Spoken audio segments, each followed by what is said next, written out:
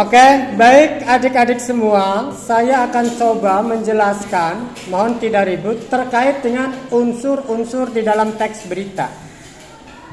Adik-adik perlu disampaikan bahwa di dalam unsur teks berita itu ada namanya judul. Kemudian ada namanya teras berita dan ada namanya isi berita. Dalam kesempatan ini akan saya coba bahas apa yang dimaksud dengan judul dan seperti apa judul dalam sebuah berita agar berita itu bisa dipahami dan menarik bagi para pembaca. Baik.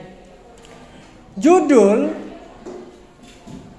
berita itu menggambarkan isi pokok berita dan harus menarik perhatian pembaca. Karena kalau judulnya tidak menarik, orang juga tidak mau membaca. Nah, penulis berita harus betul-betul lihai, memiliki kompetensi dalam menulis judul berita. Karena judul berita itulah yang nanti akan membuat seseorang merasa penasaran untuk membaca berita itu. Nah, ada beberapa contoh judul yang unik yang barangkali bisa kita pelajari. Pertama ada peringatan jam bumi di media sosial Bhinneka Persada. Nah, itu adalah salah satu judul di dalam penulisan berita. Kemudian yang kedua, mencegah memburuknya gejala konsumerisme pada remaja.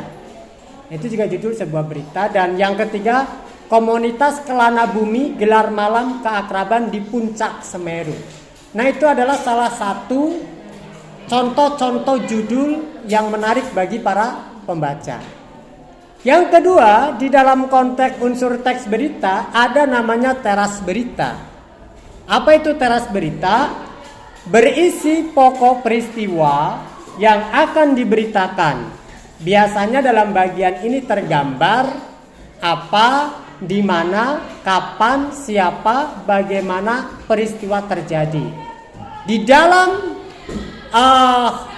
teras berita itu sering disingkat dengan adik simba. Adik simba itu apa, di mana, kapan, siapa, bagaimana peristiwa terjadi. Tetapi dalam konteks rumus berita yang lain itu biasanya disingkat dengan 5W1H. Ya.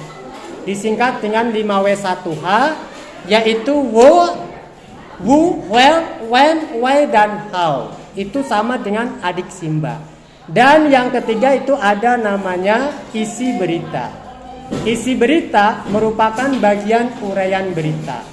Dalam bagian ini penulis menerangkan peristiwa yang ia beritakan. Nah, itulah kawan-kawan yang ada di dalam unsur teks berita. Mudah-mudahan kita semua bisa memahaminya. Terima kasih.